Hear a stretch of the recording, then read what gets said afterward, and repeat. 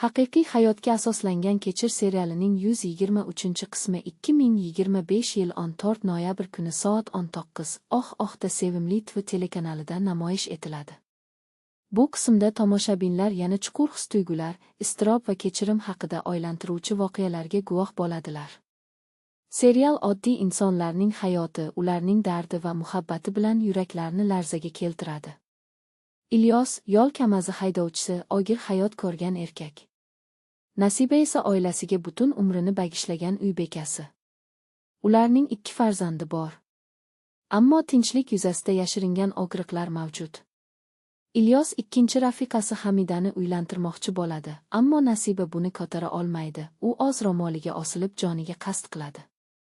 Ilyos to'yga olib kelgan bozor sovg'asi esa oxir-oqibat xotini dafn marosimida ishlatiladi. Dandan 3-kuni kelin uyidan Nasibaning kundaligi topiladi.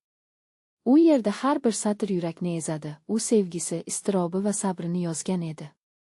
Nasiba Ilyosni chin dildan sevgan, ammo xiyonat uning yuragini butunlay sindirdi. Endi esa savol tugiladi: Ilyos qilgan ishidan pushaymon bo'ladimi?